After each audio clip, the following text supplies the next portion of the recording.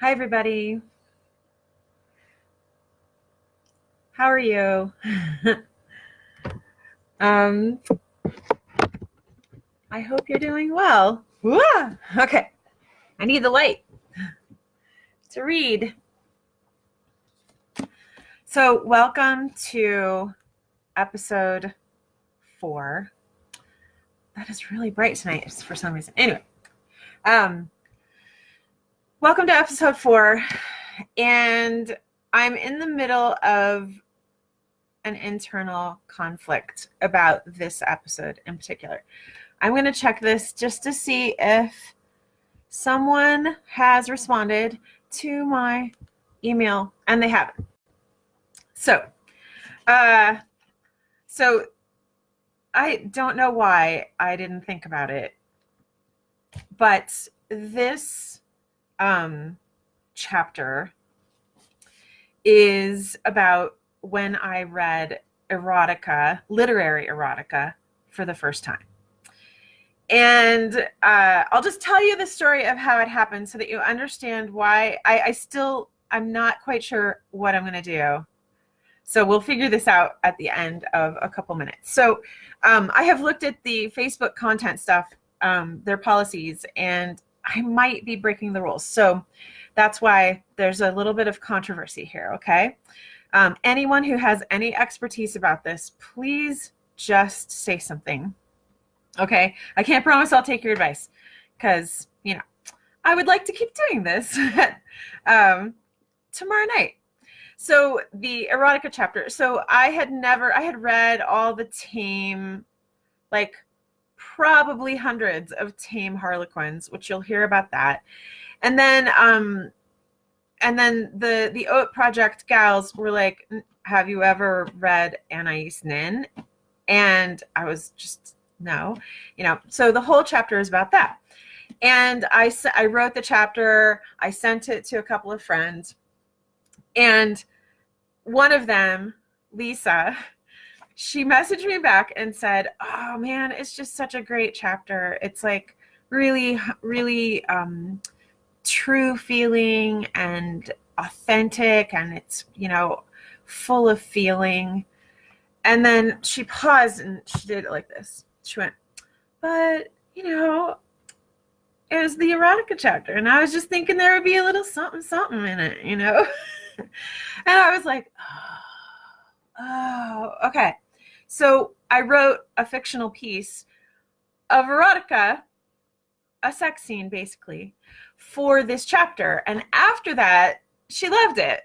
So my dilemma is that Facebook doesn't allow the sexy talk. I will finish the story by saying that I sent it to my friend Deb. I was so proud of my hot, hot, steamy scene. And her response was, oh, it's so sweet and heartfelt. And I was really disappointed. However, I kept arguing with her. It's hot. She was like, no, it's sweet and heartfelt. So I'm still debating whether I should just go ahead and read it and risk Facebook nixing this, or if I should read it on the YouTube channel and just skip it for this session.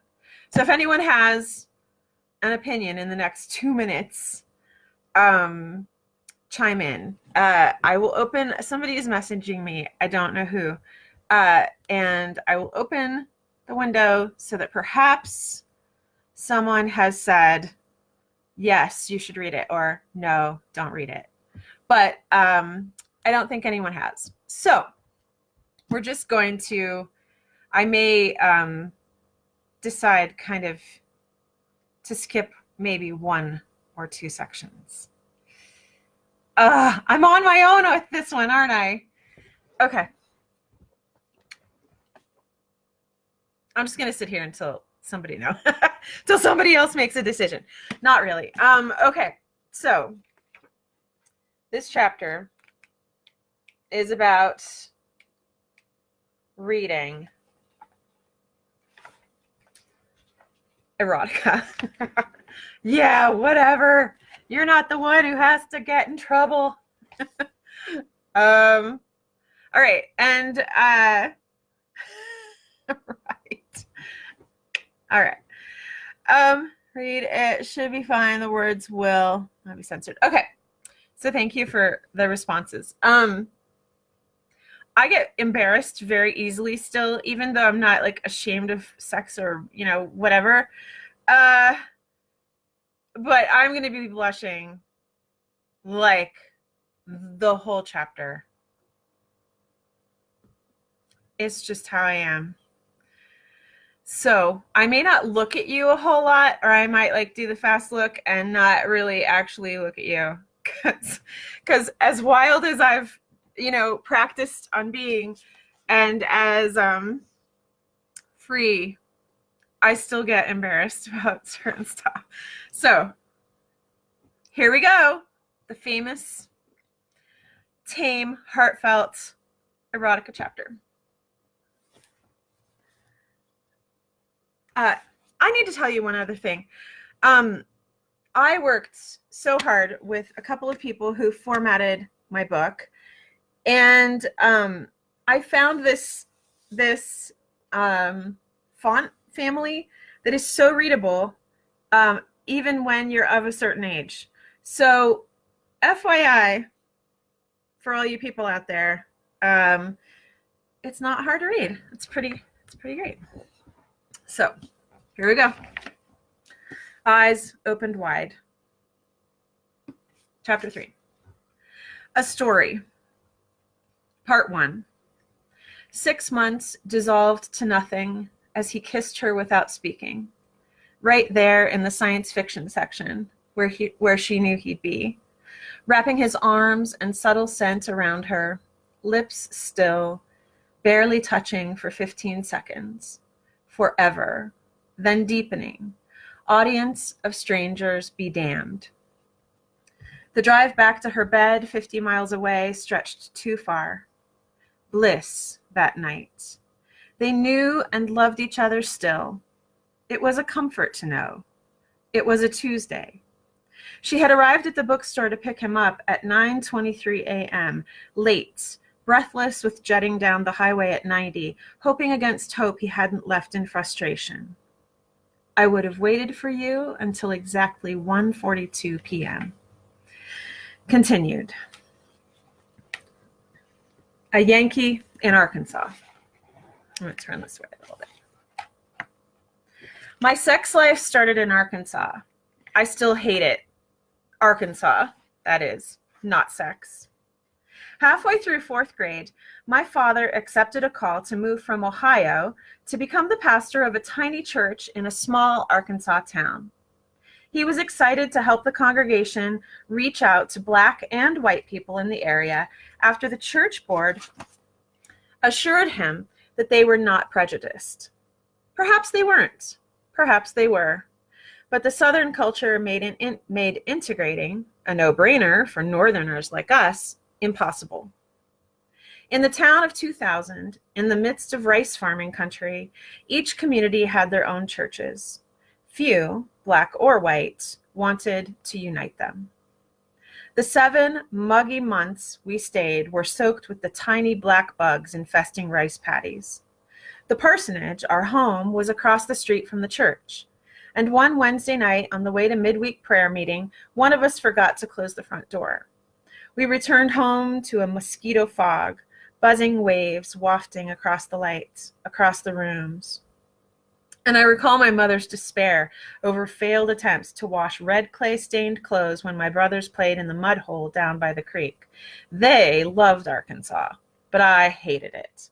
And Arkansas hated me in return. I was a Yankee, full-on outsider. Early on, I made the mistake of gloating during a history lesson that my side, the North, had won the war, the Civil War. My brain and I had always been the teacher's pet, but that teacher despised me because of a war more than 100 years gone. Kids teased me every way they could, ridiculing my fit glasses, bowl haircut, and especially my northern accent. A tunnel ran the length of one side of the town's roller skating rink, and I loved coasting through its shadowy arch, right up until the end, where classmates barred my way. They required the recitation of my old address, new address, and random phrases to hear my weird Yankee talking. Church was no better. 10 little girls tormented me because I wasn't allowed to wear makeup, pantyhose, or have pierced ears. At age 9, I tried to fit in, carefully stretching white nylon socks up over my knees, pinched toes aching by the end of the service. They relentlessly laughed at me for it. Parentheses. And parentheses for you who weren't here before means I wrote that at the end of the editing process of this book, so like just a couple years ago, not in 2007. Parentheses. I write that and I look at the words, and now I wonder if how mean they seemed was driven more by how painfully shy I was. Ah, the perspective of time and maturity. Mom, could I please, please, please wear pantyhose? Jene, I've already said no. I sighed. Everything in its time, honey. Contrary to the culture of this little southern town where children imitated adults, she wanted me to be a child in childhood. You always say that, Mom, I pouted. She relented a year later on my 10th birthday, shooting me over the moon with that first pair of pantyhose. Parentheses. Now you must pay me to wear them. The church girl who teased me most was a board member's daughter. But when my brothers and I stayed at their house while our parents went on a trip, we played amicably. I wonder now if she had been ordered to be nice. Their pantry dazzled me. Chock full of processed food, colorful packages of chips and boxed meals, sweets and snacks, normal sorts of food we had never been able to afford. Our family didn't consistently eat meat until 1 or 2 years later, when my dad made a bit more at the next church. I learned how to make a mean pot of pinto beans, and I still find myself compelled to sneak peeks into pantries. Besides the pantry, the image most stuck in my head is that of their bathroom faucet. The little girl and I took a bath together. Again, I was 9. As the bath filled, she showed me how good it felt to scoot under the running water and let it fall directly between my legs. It remains vivid, the immaculate tile and shiny metal, how the water shot harder from their tap than from ours, how it felt almost too intense at the bottom of the flow and softer at the top, how excruciatingly exquisite it felt. I knew it was wrong. How? I don't remember. But I knew it was, and that I was bad for trying it. I was extra bad for wanting to do it again. We moved back to Ohio that summer. I masturbated during baths, knowing it was wrong, trying not to succumb, praying to God for forgiveness every time. It was the first time I had willfully, repeatedly sinned. Story. So the fiction part is threaded through the book, through the chapter. A story, part 2. This is really awkward when you have to burp. I'm sorry. I just ate Chipotle. Okay. And I'm nervous. Okay. A story, part 2. He wanted to see her once more before leaving for far shores. Every moment, eating breakfast at the lovely cafe ratcheted the tension thrumming through the ordering, through the sardonic observing of strangers and food and eating and all, the meaningful, meaningless small talk. Waste, utter waste of time. He spoke deliberately. I do not want to be sitting in this place anymore. I want you, naked, in the sun, underneath me, now. Her breath, and bacon, caught in her throat. She finished chewing. They left. He kissed her every time the car stopped. Continued. Too young? Sometime in 5th grade, I discovered romance novels. Grace Livingston Hill, a 1920s Christian author, taught me that beauty is beyond money, but enhanced by security, that women can rescue men, and that with wealth and good hearts, happily ever after happens. I also discovered Harlequins. I don't recall who gave them to me, and never saw my mother read one, but she didn't forbid it. Excuse me. Much later, I realized the sex between those white covers, in which girl on top meant kinky, was tame by today's standards. But it was sex, and they made lovely pictures in my mind. I once read 8 Harlequins in a row under my bedspread with a flashlight. The pulp romance plot structure is now second nature. Girl meets boy. They hate each other. Somehow they end up kissing, perhaps tripping into each other's arms. Fate throws them together as neighbors or coworkers. They can't stay away from each other. Enmity intensifies, then grudging respect grows. They make love, then date, despite fears. It is bliss. A third person appears. They assume the worst of each other and stop talking, never discuss, never discover the perfectly reasonable explanation until a natural disaster flings one to the other side, saving them from certain death, finally speaking the unspoken, surviving, living happily ever after. I have to pause. I love you romance writers. You are badasses and so good at what you do. And I don't mean to demean you guys with this. It was just how I saw it. Love you. Okay. I had needed no stories of sex to enjoy myself in the tub, but I soon connected orgasm with the words in those books. I couldn't read while balancing under the faucet's flow, so I started reading in bed. And almost nightly, I lightly touched myself through my panties with only the tips of my fingernails. Around the same time, Judy Blume's Forever made the rounds at school. We hid it in our desks, dog-eared pages falling open to the sex scenes. I can still see the words bathed in sunlight and hidden in shadow, feel the sidelong looks at a teacher, the breath-held fear of getting caught. I don't recall feeling the same guilt about it as from the Harlequins.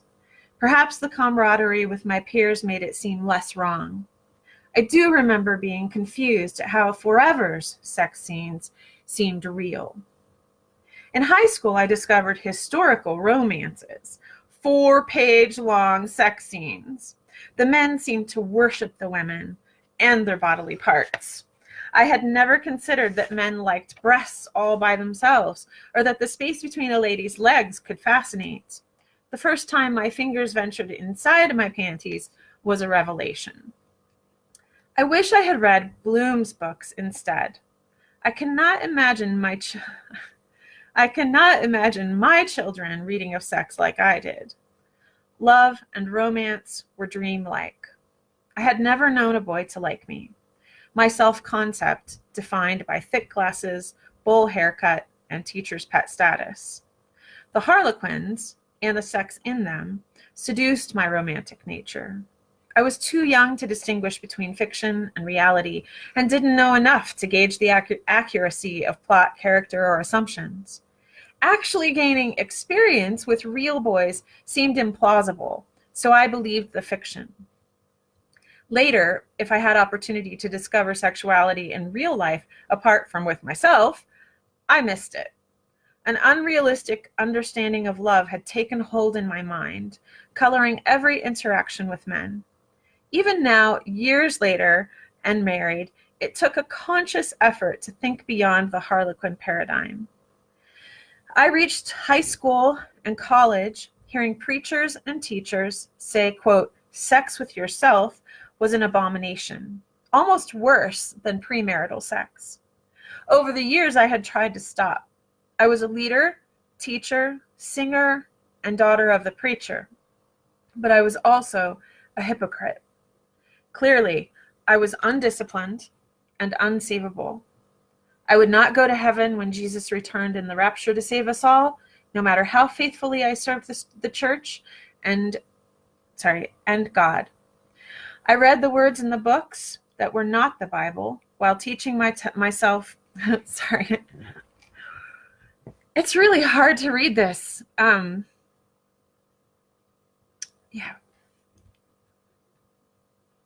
I have real compassion for this girl. Clearly, I was undisciplined and unsavable. I would not go to heaven when Jesus returned in the rapture to save us all, no matter how faithfully I served the church and God. I read the words in the books that were not the Bible while touching myself to climax, never taking more than 5 or 6 minutes. Then immediately, every single time, from 5th grade to my 20s, I prayed and begged God to take away the desire. He never answered my prayer. A story, part 3. He took her to a place he had walked his whole life, knew with his feet and nose and skin. The blanket settled over pine needles and weeds. They looked each other straight in the eyes and took off their shoes. I'm just going to turn a little bit. Okay? All right. And took off their shoes, and he held out his hand and pulled her to the middle of the blanket. Midday, too damn long at the damn cafe, the sun's barely dappled blaze faded in and out of her vision as he kissed her. Light breeze, cool air, warm skin. And her mouth found the bend in his neck that had always been hers, in every hug, long before their lips had first met. And again he kissed her, and she him. He pulled her skirt off, and her body's imperfections clamored for her attention. The cartoon band-aid she had placed over the skinny jeans' aggravated, red, angry boil of a mosquito bite on her upper thigh now seemed ridiculous. Her right hand tried to cover it in embarrassed shame, but also wanted to touch more of his skin, of him. Her left hand demanded her right hand's help, and won. Pulling off a shirt, after all, required 2 hands. Continued. Marriage and the gamekeeper. When the Oat Council gals insisted authentic erotica was different from the usual romances and reading it should be on the list, I listened and nodded, but inside I disagreed. How could they be so different? And why would it matter? Their attitudes seemed to confirm the cliche that reading erotica could add spice and zest to marriage. But Jack and I had never needed outside titillation to enjoy sex. Coming seemed easy. Excuse me. I didn't tell them about my long history with masturbation. How could I? It seemed untenable to reveal the depth of my emotional baggage and guilt. I tried to be lighthearted about it and laugh with them while they discussed silliness, erotica, and sex. But I was simply confused and afraid. You see, the last time I had read romances, through the eyes of being married and pregnant with our 3rd child, it had become an earthquake inside me, shifting and shaking out my perceptions of myself, my husband, and our sex life. I stopped masturbating for a long time after marriage, reasoning that we were having real sex. Though, after leaving the church, I did eventually come to believe that maybe God meant to make our arms long enough to reach down there. Imaginary sex seemed superfluous and probably harmful. Occasionally I would fall, then beg God's forgiveness, worried that sex with my husband would be diminished. It still felt sinful, no matter my theological liberation. But then, while pregnant in 2005, I read Diana Gabaldon's Outlander and Janet Ivanovich's Sexy, Frothy Mysteries, One for the Money, etc., in a state of wonder, shocked to discover that nice people had oral sex too. Oral sex. I confirmed the fact, hesitantly, with a couple of Christian friends who looked at me as though I were crazy not to know or do this. I was surprised because I knew from informal, laughing polls of friends that my husband and I had sex more often than most couples. Parentheses. My memory says I initiated sex way more than Jack did. But can I trust that recollection? I was not awake as a person and so deeply insecure. Insecurity amplified sensitivity so much that I've since tempered my perception of that time.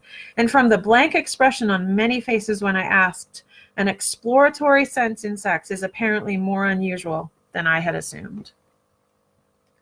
I refused to masturbate while reading those books, though they roiled my sexual energy after giving birth as fiercely as during pregnancy. I desperately hoped to try the new knowledge with my husband in real life rather than inside my head. By the time of the project, my hope had waned. So far, he hadn't seemed very interested. It increasingly felt as though I'd lived within walking distance of the ocean my whole life, not knowing why the air tasted of salts. And after finding the shore, the air saturated with longing, I could only dip my feet in the water. If silly books affected me so profoundly, what would real erotica do? Also, I had not told the Oat Council the whole truth, for I had read real erotica just once, years before, or rather, skimmed it for the naughty parts. While they discussed, my mind went back to the mid-90s and the afternoons I spent in the University of Florida library.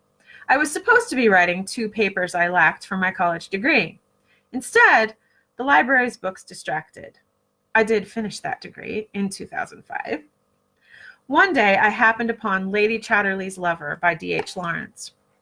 Late afternoon Florida sunshine slanted through the window on one side of a secluded corner seat. I had never lost the skill of skimming for words of sex. The pages flipped through my fingers, shooting dust into the air, book smell redolence. I found the sex passages, but their tone, direct enough to be almost crude, drew me back a few pages to gain context. In the scene, the wife and the gamekeeper have had sex, and she only almost comes.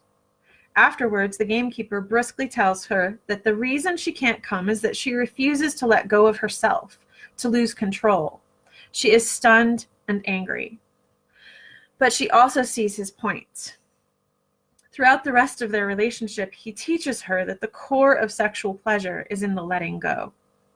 At least that's what I got from it. I had read innumerable sex scenes, but those had been like a candy bar. Yummy, junk, gone in a moment. This one, in Lady Chatterley's Lover, tasted heavy, like roast beef and gravy. I skipped back and forth through the drama, through the story of the relationships, then read the blurb on the flyleaf to better understand. I was married 2 years later, a virgin at 28 who thought she knew a lot about sex from books. But Lady Chatterley's Lover and the gamekeeper's words had stuck. And when I caught myself tensing up during sex, even that first time on our wedding night, I silently chanted, "Let go, let go, let go." And I always had an orgasm every time. No, really. Every time. For all those years. Back then, I thought knowing this had made my married sex excellent. As I dreaded immersing myself in stories of sex again, the light dawned. What I learned through masturbation allowed me to do exactly what the gamekeeper had warned against. Because I taught myself to let go and had practiced it alone, I was able to modulate my response with such intent and timing that instead of being a way of opening, it became control. And it backfired. My deep, increasing dissatisfaction had come from wanting Jack to take control. This realization hit me as I stood there, listening to their chatter. A thick soup of fear and insecurity filtered the fun. I wondered how words of, quote, real sex might affect my marriage.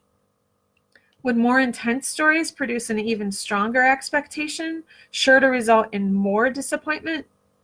Scared, confused, and disdainful, I had to push myself to do this task. And anyway, where on earth would I find erotica? The library? Journal. I fear those wild oats going to seed, the wind blowing them willy-nilly, control and cultivation flying away, settling all over my life. I must pull off the seeds and treasure them, discarding the irregulars, saving the good ones, planting them in the right time, the right way. How do I do this? I'm not sure, but I'm going to try. Is it like an inoculation, like allergy shots? Tiny doses will prevent a full-blown attack? I don't know. A story, part 4. They stood naked, finally, facing each other in the sun. First time for everything. The shrill self inside her, yelling that her body's flaws were obvious and ugly in the bright light. That self shrank to a mote under his loving gaze. His hands and mouth hugged that poor, wizened, sad little self into inconsequential. She let him take his time looking. She did not flinch or hide. And he did take his time. He knelt before her and buried his face between her legs, inhaling deeply through his nose. His hands ran up her calves as lightly as the wind, his head of hair tickling her inner thighs. It was as soft as she had imagined long, long ago when her fingers couldn't even admit to wanting to touch it. And then his mouth and tongue dove in, and that soft hair tangled in her grip as she looked up to the sky and the clouds and the trees waving in the breeze. She looked back down at him as his fingers plunged into her. She moaned and almost lost her balance as he took them out and looked up at her and licked them, full in his mouth, his eyes smiling. And she wanted to taste him now. She pulled him up and knelt down before him. And she took a second and looked at him and licked the tip of him. Then she sank the whole of him into her mouth, and he eventually cried out as well. And she wondered, right along with the cliche, if a lover cries out in the middle of a forest and no one hears, is it eternal? A stack of smut. I had no idea where to get erotica, but I'd heard Borders had an entire section. Who knew? So to Borders I traipsed with Jack and our 3 children. They went left to the kids area. I went right. My heart beat fast and my face blushed. How to find this supposed section? I could not ask. After roaming the aisles for a while, figuring it would be obvious, but not finding anything like erotica, I saw an approachable-looking guy in a Borders uniform. I walked up to him and said, I don't know quite how to ask you this without being embarrassed. He smiled. Just ask. Someone told me you have an erotica section here, I said, erotica almost a whisper. We do have an erotica section, he said, matter-of-factly and loudly. Are you looking for anything specific? Courage, Jene. I'm writing a book, and I have to read erotica for it. His eyebrows raised, and his smile grew. I thought about a classic, like Lady Chatterley's Lover, then maybe also something more modern, too? My voice turned the plan into a question. Okay, he said, and he took off across the store. I followed him to the extensive D.H. Lawrence section. Art, his name was Art, so appropriate, handed me Lady Chatterley's Lover and also Women in Love. These are a must, he said. Florida sun slanting through that library window so long before sparkled itself through my mind. What about the story of O? He asked as he started walking again. Have you heard of it? Yeah, a couple of people asked me if that's the one I'm reading, I said as I followed. I wonder why. We've got a copy on sale. While I get it, you check these out. We'd stopped in front of a section smack in the middle of the store. No tucking it out of sight for Borders. I faced 3 tightly packed shelves. Art trotted off. Such a nice surprise to find a willing helper. I settled into the not as trashy as expected erotica section. Do employees notice who stands here? Does it get old?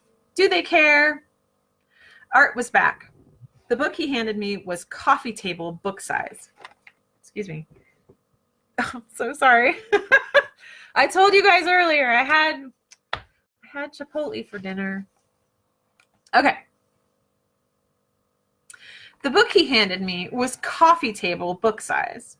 It's the illustrated version and only $4.99, he said. He watched me eagerly, excited at his find. Flipping through a couple of pages, I tried not to let my face look shocked. Oh my goodness, can I buy this? Did someone actually take these photos? I wanted to give the book back to him. I thought illustrated would be drawings or diagrams, but they were photographs. Wow. Art's face, full of happy excitement, made it clear I would be buying it. How about we move on? I've heard about a waterproof book called Wet or something like that, I said. Did I just say that out loud? Art found it. Aqua Erotica, 18 stories for a steamy bath. Its plastic pages were made to be taken into water. Would the book float on the water's surface, forgotten if a couple dropped it? Would it sink to the bottom under their feet, impermeable to water, or also other fluids? Do other fluids dissolve in water? I also heard this was good, Art said, adding a collection of short stories to my stack. Will I read all of these? Maybe. My irrepressibly romantic inner imp, pale and weak from lack of sustenance, curled its lips up in a long forgotten grin. I walked out with D.H. Lawrence's Lady Chatterley's Lover and Women in Love, the illustrated edition of the story of O, Nutmeg, and another. 5 books. Good grief, Jene. Waiting in the car with the children, Jack raised his eyebrows. They were on sale, I said. He laughed. A Story, Part 5. The sun no longer shone directly in her eyes, but the heat rose, as did he. She could see so clearly in the light, and the ever-present spark between them burned as intensely as its mother, the sun above them. It would glow, she knew, in old age, when they knew they would know each other. And she grasped him again and suddenly wanted to see him underneath her, in that tree-filtered light. Surprise stretched his mouth to a delighted grin as she pulled him down and straddled him. And she wondered what his eyes saw as she lifted her hips and slipped him inside her. Could he see her unfold in the sun of him? Perhaps. Yes, she was still only a bud of a flower, but her petals loosened in the light of his regard. And they both grinned as her hips circled their own orbit above and upon the pole of him. She bit her lip, leaned down to kiss him again, and his mouth caught her breast instead, and then the other. Her hands kneaded his hips and chest and arms and shoulders, biting his nipples now. She leaned back and reached behind her to feel him, then to the front between her own legs and feel herself with her thumb, then pushed that glistening thumb into his mouth as she leaned forward again to cover his mouth with hers, rocking back and forth. And she dripped sweat onto him, and she wanted him under her and over her and all around her now. And he was, though she felt the seconds flying as the birds from the trees with their cries. I shall bend time, she thought, as they both came, spiraling to the end. She slid off of him to rest her head on his shoulder. And she, who had always hated seawater's salty stickiness, lay there in the sun and its heat and gloried in the mess until sleep came. Continued. Journal. So many questions. What are the broader implications of this dang project? Is there a point when we have to let go of wishes, regrets, wildish dreams to live the life we find ourselves in, like so many of my best friends have said, even sexually? Is this simply giving up? Is this why old people get bitter? Why should women who divorce or are widowed wait until then to sow oats? Is this why people react negatively to my project? People almost affectionately excuse the, quote, going wild stage after divorce. Excuse me. Why? Isn't that need present before they're free? And I'm married. How does it apply? What about women who can't sow wild oats, aren't allowed by family, culture, or husband? Excuse me. My husband cares for me as a person, but what about those who don't? Is that a majority? How have wild oats affected women throughout history? Have they been disallowed, and for what reasons? How have women coped? Do we manage some other way? Modern versus historic view of sowing them when young? How does midlife factor into this? How does sowing late affect marriage? I guess I'll find out. Ask Jack. What is wrong for me to do from your perspective? How do you think this will affect your relationship with me? What kind of behavior makes you uncomfortable? If I wanted to have sex with someone else, how would you feel about that? Parentheses. I was asked this last question repeatedly, and I never asked him any of these questions. From 9 years later, they seem so naive. Report. Attempt number 1. At home after going to Borders, I made dinner, nursed the baby, cared for the children, and talked with Jack while fragments of the books skimmed at the store ran through my mind. I was nervous. What if I couldn't do without words of sex after going there again? Would it change my view or understanding of the sex with Jack? In Paralandra, C.S. Lewis describes the locus of sin to be imagination, the overlaying of real life with what could or might be. To him, imagination was lying. Since reading his premise, I had attempted to limit my sexual imagination, focusing instead on married sex. At the beginning of the project,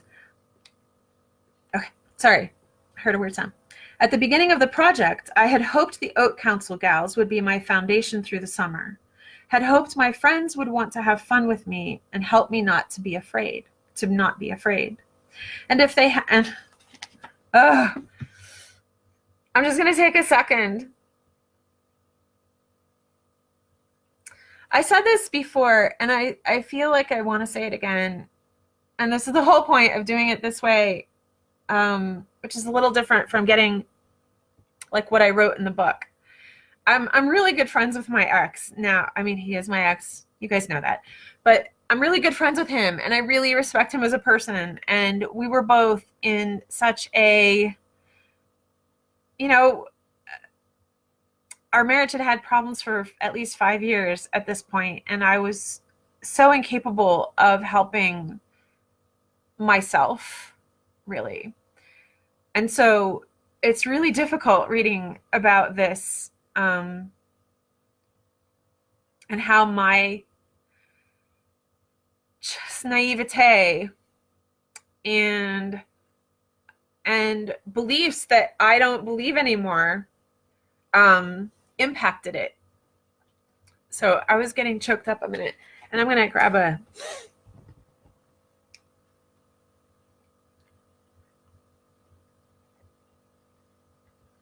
Okay.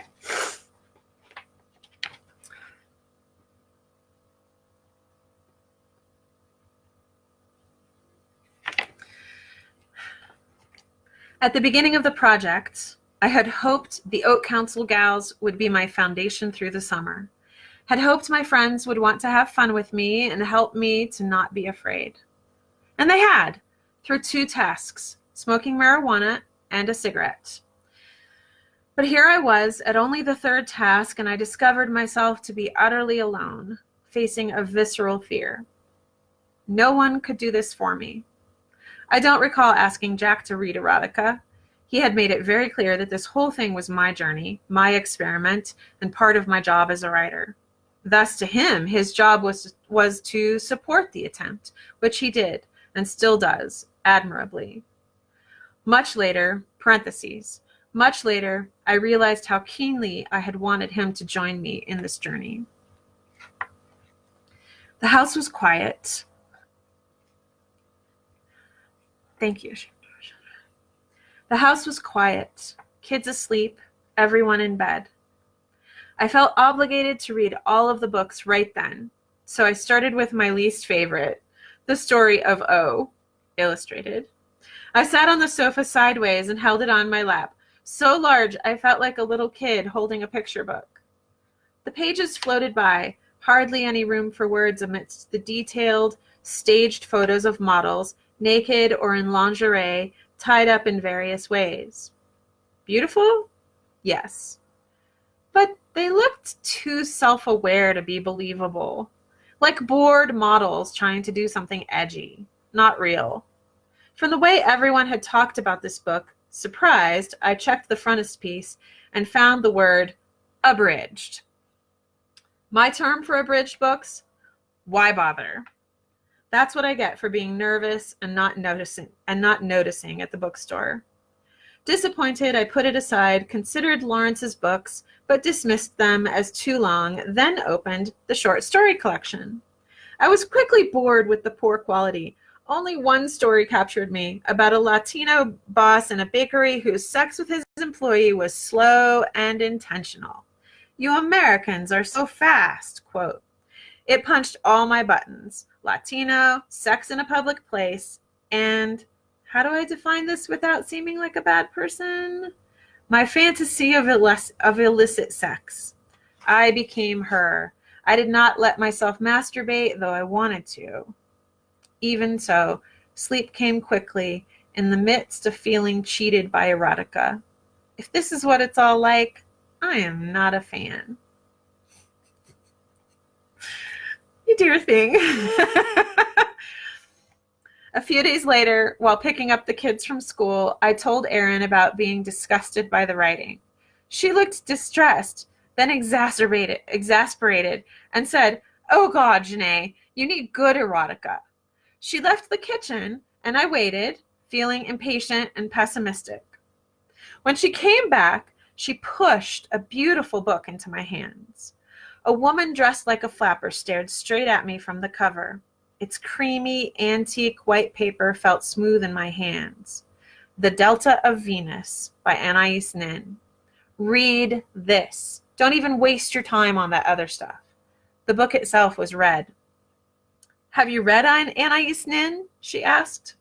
Nope. My memory twanged and I cocked my head. Wait, is Henry and June about her? I love that movie, Erin said. What did you think? She seemed so proud of me for knowing of it. I didn't quite make it to the end, I said, biting my lip. I did remember the sex scene in the room behind a movie screen or stage.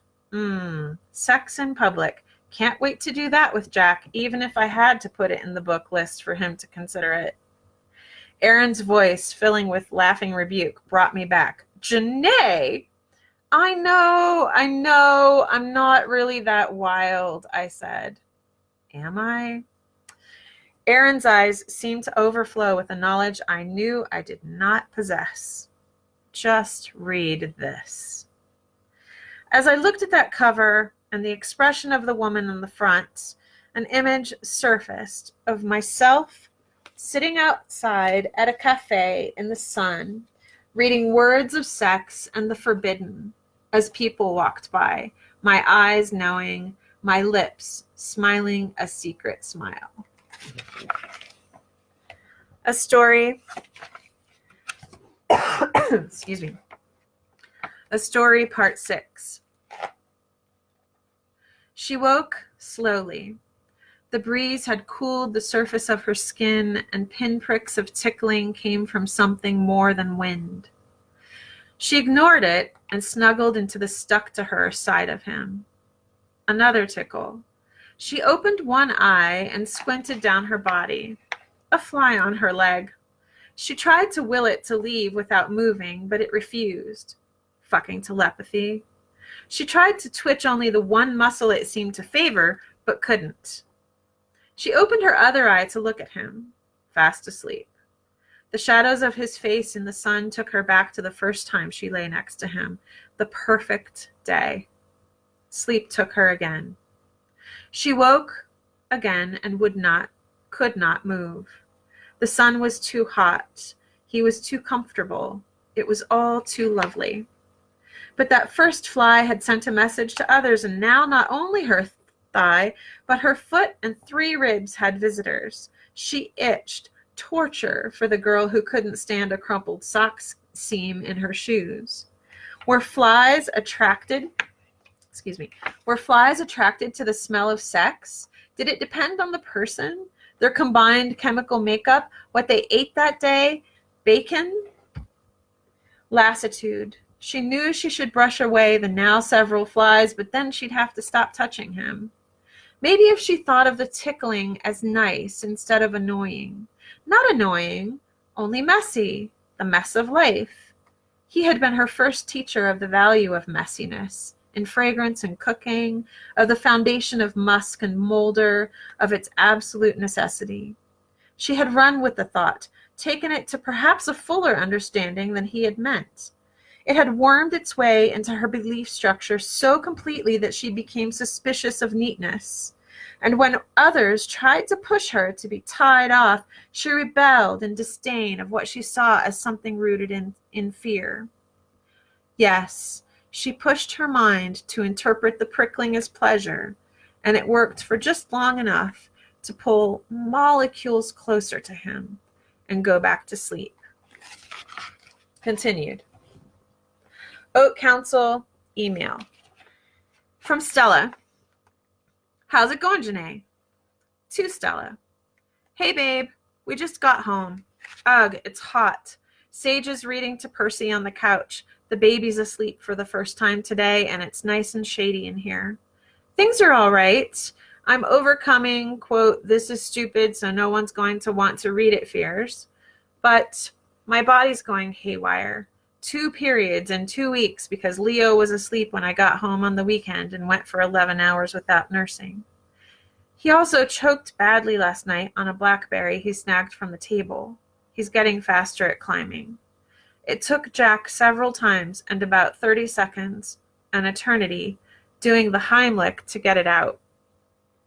There were no words to describe our panic. I've cried twice, still shaky.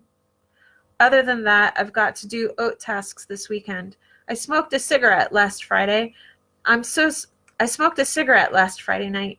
So sorry I couldn't wait to do so with you, but I'm already getting behind with the list, and the summer is flying by faster than I thought it would. Tired and a little stressed. Sage just said, you know, Stella eats fleas on purpose. 7-year-olds. Love, Jene. Journal. A few friends have accused me of wanting to create a structure to justify, quote, going wild. I would face up to that if it were true, but it's not. I was, yes, always a nerd. Of course, I wanted to be cool. Who doesn't? But I simply want to be fully myself, and I judge myself more harshly than they ever will. What a wuss I am if I have to do all this just to do what I want. Report. Real erotica, attempt number 2. Anais Nin. Excuse me. That crazy idea of reading it in public, sitting on the sidewalk, blushing, never materialized. The next task for the project loomed. Why did I want to read in public? What unexplored crannies of my psyche will surface in the future? What a mystery we are. Instead, home, I kissed my children goodnight. Parentheses. get water, straighten beds, hear 3 stories about their evening, take them to the potty, tuck them in, mediate a dispute, and open windows. Checked email, all 4 addresses, updated Craigslist, selling baby stuff, finding patio stuff, kissed my husband, and I was finally ready to read. I sat on the couch sideways, pillow behind me. The baby was in bed with Jack as we were still weaning him. My glasses kept falling off. One arm had broken off in my purse a few days before, so I read without them. I am very nearsighted, legally blind, so Nin's words floated to me out of a blurry sea. Will her words seem insubstantial? Does our physical state change how we perceive input? What about difficult concepts, intellectually and emotionally? Is there an ideal receptive state? Is there a process to invoke it? What was I doing? Did I want to return to being that girl I'd always been, bound to words of sex? The weight of all those years of begging forgiveness hung in the air above the book, pushed me down, holding me captive. I skipped the introduction and jumped right into the Hungarian adventurer. Her voice, passive. I caught myself editing the first few sentences. But soon, her sad tale of a man ruled by his member captured my full attention. At first, his fortunes and escapades were interesting. It felt like a story made up on the spot. But then it twisted ugly to incest, and the mother in me roared indignation. I could barely read it. My face sneered in disgust, and I found myself skimming, not caring about doing the task properly anymore. The Hungarian, completely insane, mutilated a woman in the end. Why does Nin go so far? This is exactly why I didn't want to do this. Pointless, disgusting, and why would Aaron want me to read this? My initial reaction was to blank away. Sorry, my hair. Okay. My initial reaction was to blank away. I didn't want to think that human beings like the Hungarian existed. I didn't care about experiencing it for the project. I didn't want to read or write about it. I empathized with the consuming rage of a parent whose child had been sexually assaulted. Are incest, brutality, and control common in erotica? How can it excite? Is it the disgust? An extreme invoking its opposite reaction? Chemical imbalance, born of pain? Is it like love and hate being 2 sides of the same coin? Is it ratcheting up the titillation on an inevitable ladder? Wanting to understand, I went back to the introduction. Nin had been supporting friends and barely eating when she discovered that her lover, Henry Miller, wrote erotic stories for a rich eccentric for $1 a page. That sort of money would feed them all, so she offered to try her hand at stories of sex. I paused. I had assumed she knew and experienced these sorts of sex acts, warped or not. What does warped mean, after all? But she simply wanted to eat. I reconsidered my disdain. I returned to the book and a story called Mathilde, and my mind was blown again. I had never imagined anyone as self-absorbed as Mathilde, and Nin didn't seem to judge her morally. In Christianity, quote, self-centered is a root of sin, to be dug out of one's psyche at every turn. I was taught to suspect and reject anything that smacked of originating only in my own desire. And the things Mathilde did, she knew what she wanted, who she was, and she seemed to come to it through a combination of inner certainty and fearless exploration. I had never heard the word sex to describe anatomy instead of an act. Though she complained of her client's directive to remove the, quote, poetry of sex, Nin's specificity with Nin's, I'm going to say it right, okay? This part will get edited out. Okay. Though she complained of her client's directive to remove the poetry of sex, Nin's specificity with terms for the body made it oddly more arousing. The mix of Mathilde's knowledge and inexperience became a screen against which the limits of my life were starkly obvious. I became Mathilde. Nin's words plunged me into her sensations. Do I want to know what it feels like to have sex while taking drugs? The memory of my body on marijuana shivered through me. To be fondled by several men at once? Do I want that? Who am I? At the last moment, Mathilde was rescued from mutilation. Did she go to the man out of trust or for more and more sensation? No neat ending, no lesson. And yet, I could feel my body aroused. Why?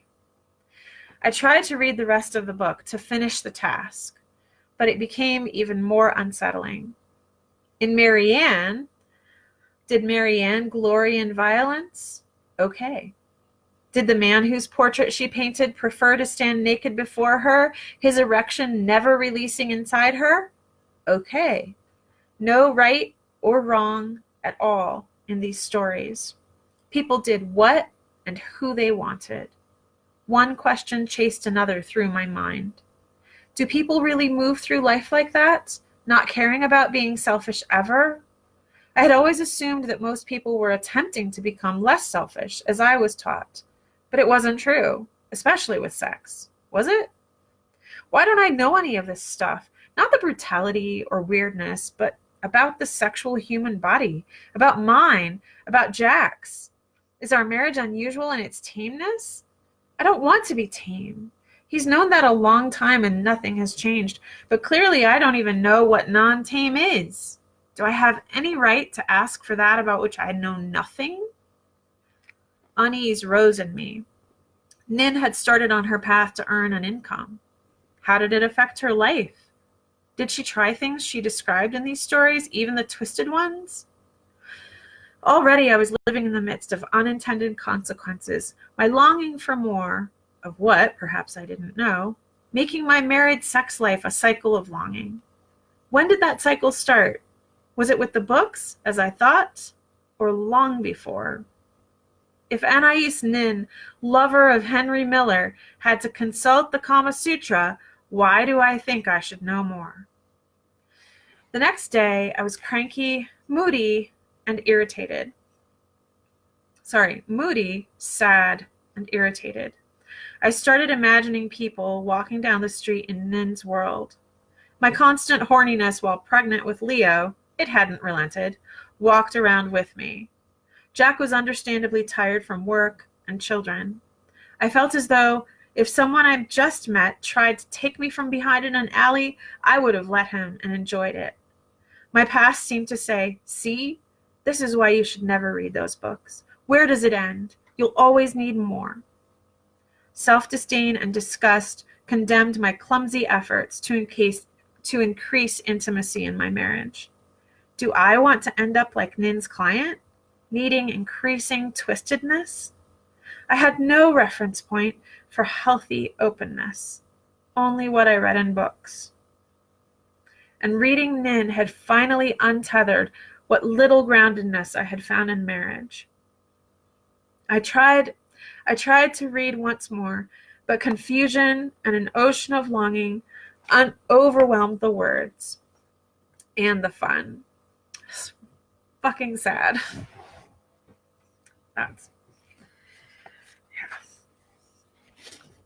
It doesn't say fucking sad, just FYI. A story, part 7.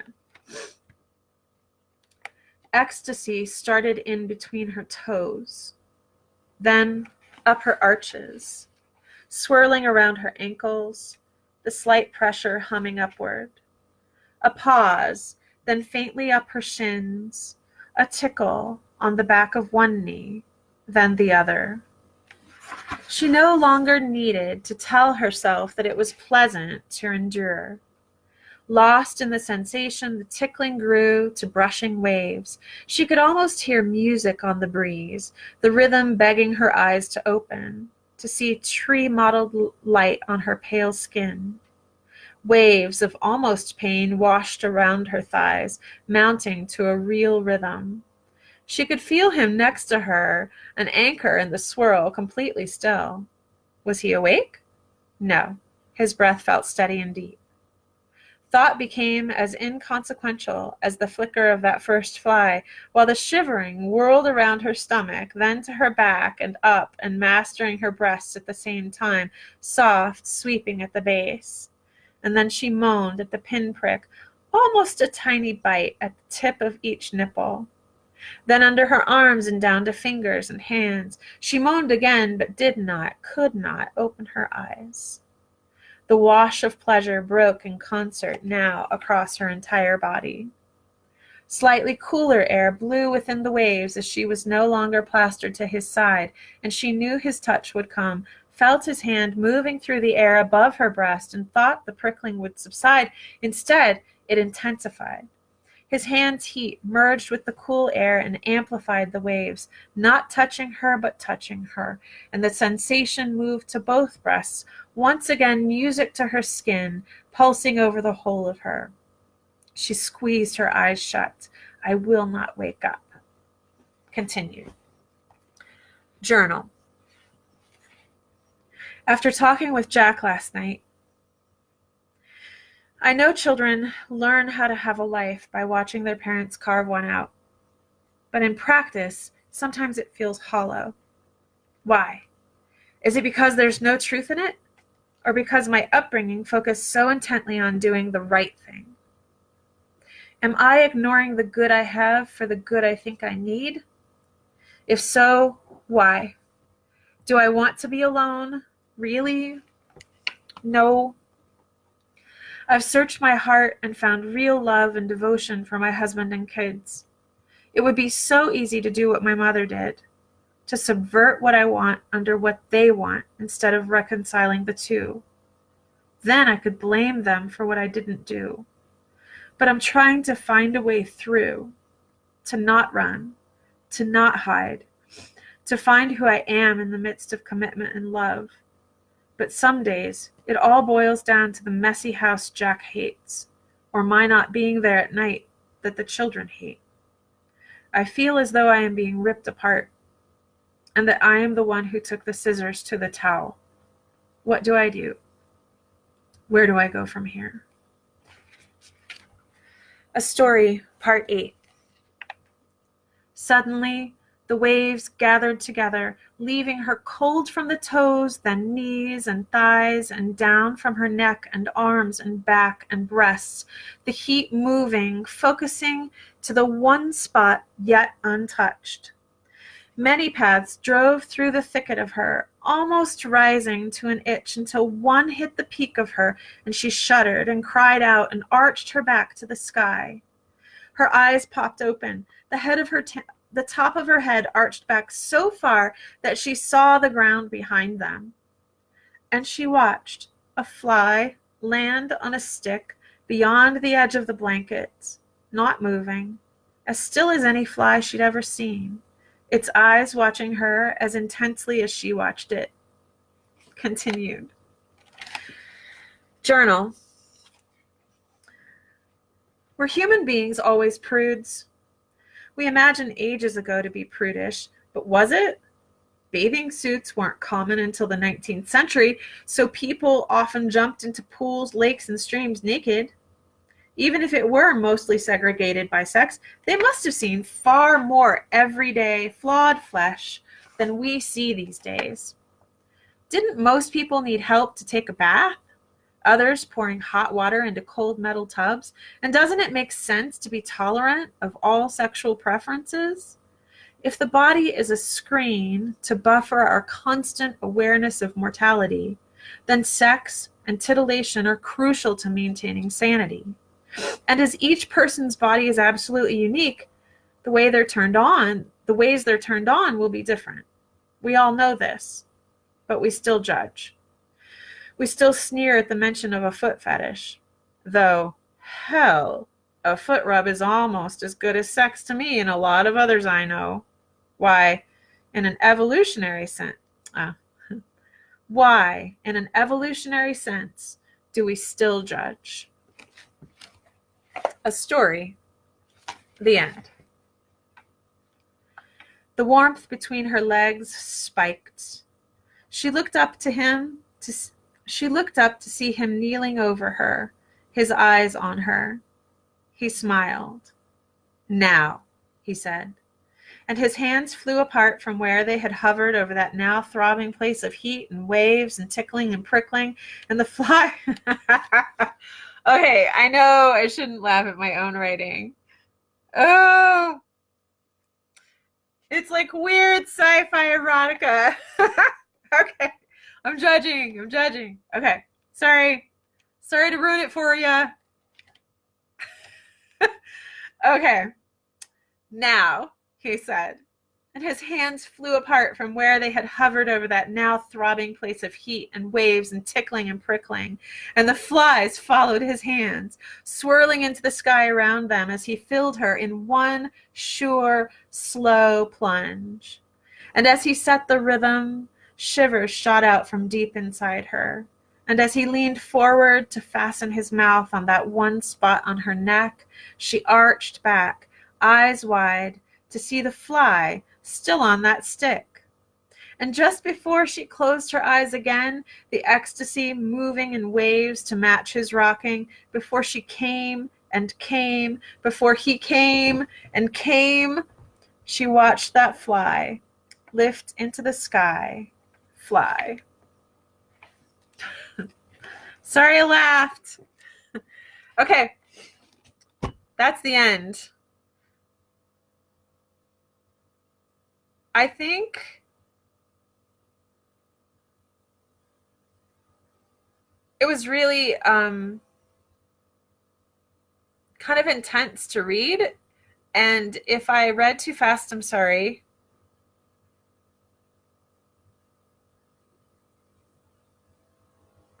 It's really hard to read about my relationship with my now ex from almost 13 years later. This was in 2007, if you haven't caught the earlier episodes. And so, like, we had problems really from the beginning, and I know a lot of it was his deal, but so much of it was mine. That's why this is part of the Church of Wild. I feel like I've finally,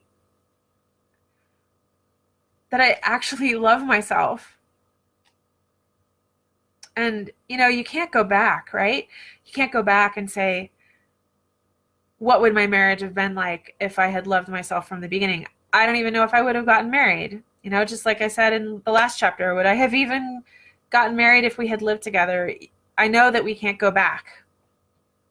And I'm so thankful that we've worked it out all these years and like co-parented and, helped each other out and all that stuff. But it's a really complex thing. I asked a lot of questions in this chapter that I don't know that I know the answers to even now. There'll be more about this kind of stuff later in the book, but it's an intense thing. Thank you for coming along on this little journey with me. I knew that I was supposed to do this, and I knew it was for myself, although many of you have messaged me and said it really helps you, and I really appreciate those words. They make me like squeezing, kind of aware, and I'm adjusting to being involved in this with you, because I've been kind of off the grid for a couple of years. So it's a weird feeling. It's kind of scary a little bit, but not in the, oh, will they hate me and judge me, but in the, oh, this is new, and how do I handle all this energy, the energy that it's taking. But I really appreciate your being here with me as I face my old self. Because I feel sorry for her, man. She was so afraid. And damn, I am not afraid like that anymore. I don't know what that means for the future, but that's gone. And it's a crazy feeling. I feel like I'm learning how to walk again after like rehab surgery or something, And you'll hear way more, probably too much about that later, but there are blogs on my website and stuff. So sorry for finally crying. But now that I read it, my little piece was kind of, it was sweet and heartfelt. I'll try to write something steamier for you guys eventually. And just thank you for being here. Tomorrow night is, chapter 4, called A Door for the Devil. And I'm not even going to tell you what that's about. You can read it if you buy my book. There's a plug, my author friends. Yeah, so here's a book. Bye. I'm going to stop rambling. Love you guys, and I'll see you tomorrow night at 7:30. Bye. Oh, I need to mention this. I am downloading these, then uploading them to the Church of Wild YouTube channel.